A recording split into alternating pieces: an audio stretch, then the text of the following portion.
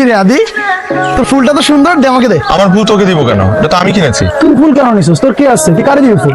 ইকরারে ফুল দিবি তুই বেটা? ইকরা তোর ফুল রিসিভই করবে না। দে আমার ফুল আমি দিব। আরে দে। আরে কি করতেছিস ওটাতে? তো বেটা আদি উঠো। আমি আসলে ফুলটা তোমার জন্য কিনেছিলাম। একসেপ্ট করলাম তোমার ফুল থ্যাংক ইউ। বন্ধু হিসেবে।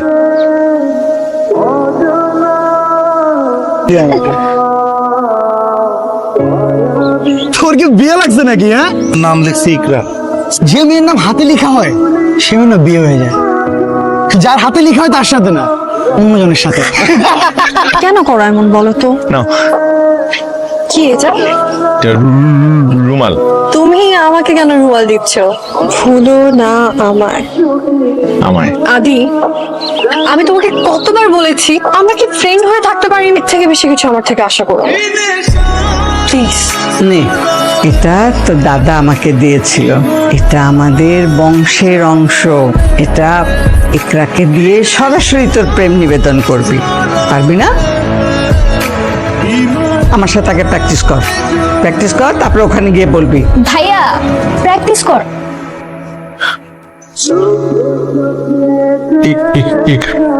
একদম করলে তা আমার মতো 80 বছরের বুড়িও পড়বে না।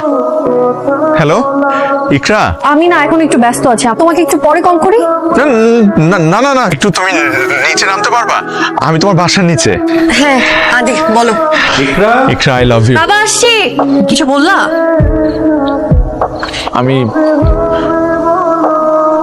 আমি না তোমাকে। বুঝছি বুঝছি। আমি তোমাকে কতবার না বলেছি আমরা শুধুই বন্ধু, আমাদের মধ্যে না এর থেকে আর বেশি কিছু সম্ভব না। তুমি যদি এগুলো বন্ধ না করো তাহলে আমাকে ইউনিভার্সিটি ছেড়ে দিতে হবে। আদি প্লিজ তুমি যাও, বাসায় যাও, যাও প্লিজ আদি। যদি এগুলো বন্ধ না করো তাহলে আমাকে ইউনিভার্সিটি ছেড়ে দিতে হবে। আমরা শুধুই বন্ধু, আমাদের মধ্যে না এর থেকে আর বেশি কিছু সম্ভব না।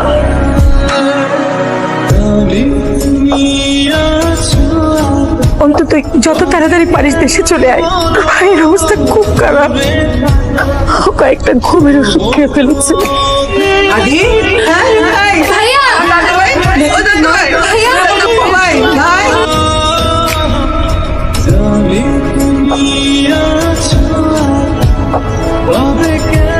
কাকু ভাই, এই যে স্যুপ এনেছি, একটু খাও। আদি ভাইয়া ইকরা তোকে নিজের থেকেও বেশি ভালোবাসতো। আমার ছেলেটা অনেক বেশি কষ্ট পেয়েছে। তাতে করে বোঝা যাচ্ছে যে ইকরা আদিকে কখনোই ভালোবাসেনি, আদি ওকে একতরফা ভালোবেসে গেছে। এরপর কি হবে ভাইয়া? আমার আর আদির মধ্যে পার্থক্য কি?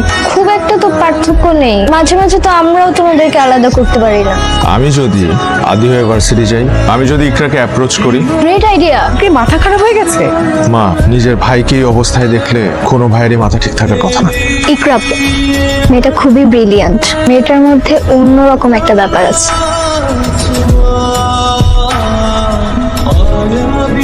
আচ্ছা, তুই একটা জিনিস খেয়াল করছিস? আদি কিন্তু অনেকদিন ধরে এই ক্যাম্পাসে আসছে না। তুই কিন্তু ওই দিন একটু বেশি রিঅ্যাক্ট করে ফেলছিলি। আমি কাকে পছন্দ করব, আমি কার সাথে মিশবো, এটা পুরোপুরি আমার পার্সোনাল ম্যাটার। ওই যে আদি আসছে। আরে আদি, কেমন আছো? ভালো, তোমরা কেমন আছো? আমরা ভালো আছি। ক্লাসে দেখা হবে। প্রেমের ক্ষেত্রে সবচেয়ে বড় মনস্তাত্ত্বিক শত্রু কি?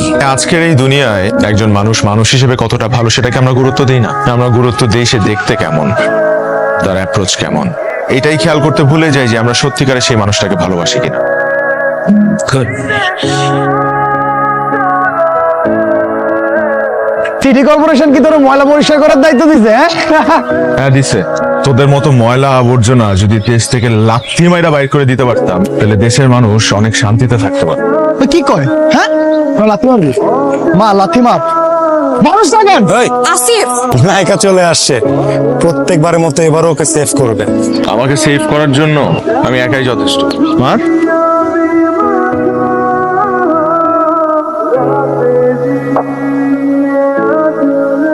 কি নিয়ে কথা বলছো তোমরা? অন্তু ভাইয়া আদি সেজে ইউনিভার্সিটিতে যাচ্ছে ইকরাপুর মন জয় করার জন্য। ইকরাপু এবার ঠিকই আদির প্রেমে পড়বে, মানে তোর প্রেমে পড়বে আর কি। কি বলছিস এগুলা? এই কারণেই মা আমাকে ভার্সিটি যেতে মানা করেছে না? নিজের ভাইয়ের জন্য আমি এতটুকু করতে পারবো না? ইকরাকে তোর হাতে তুলে না দিয়ে দেশ ছাড়ছি না। তুমি কিন্তু অনেক বদলে গেছে।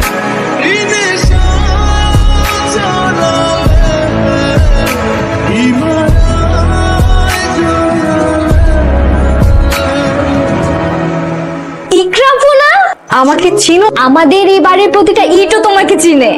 মা, আসসালামু আলাইকুম আন্টি। আদির তো সারাক্ষণ ইকরা ইকরা। তুমি আমাদের বাড়িতে কখনো না এলেও মনে হয় যেন প্রতিদিনই আমাদের বাড়িতে আছো।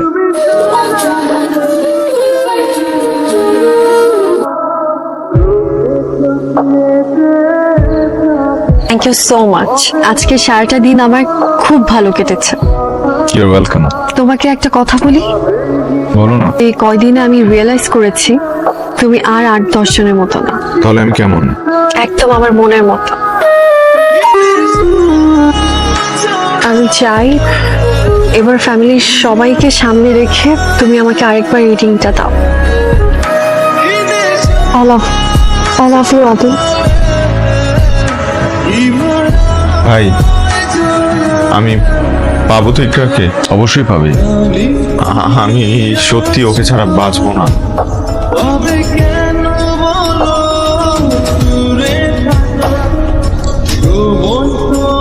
মা, আদি কোথায়? Mission successful. মিস ইকরা এই বাড়ির বউ হওয়ার জন্য প্রস্তুত। আদি ভাইকে ওর জীবনের সবচেয়ে বড় সুখবরটা দিয়েছে। যা।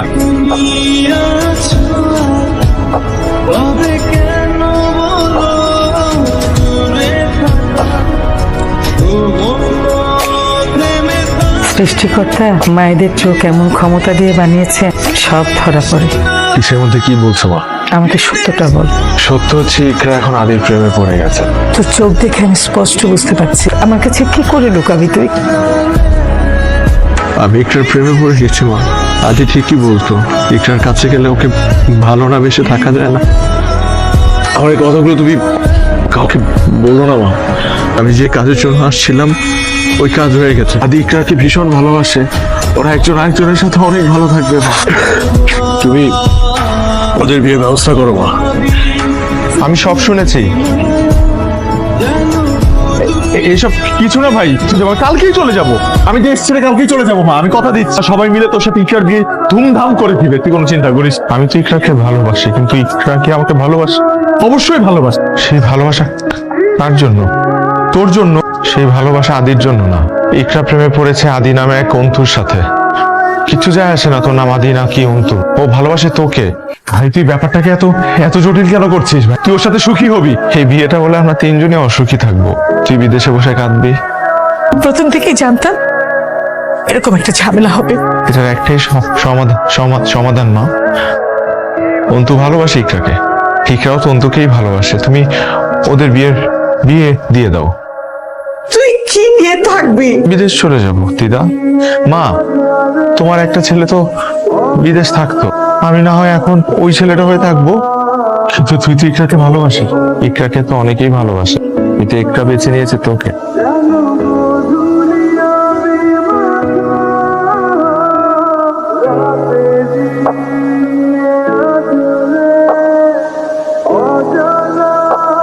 ভালোবেসে অনেক প্রেমিক তার ভালোবাসার মানুষটিকে হারিয়ে ফেল। আমি শুধু ভালোবাসার মানুষটিকে হারাইনি, সাথে হারিয়ে ফেলেছি নিজেকে, নিজের পরিবারকে।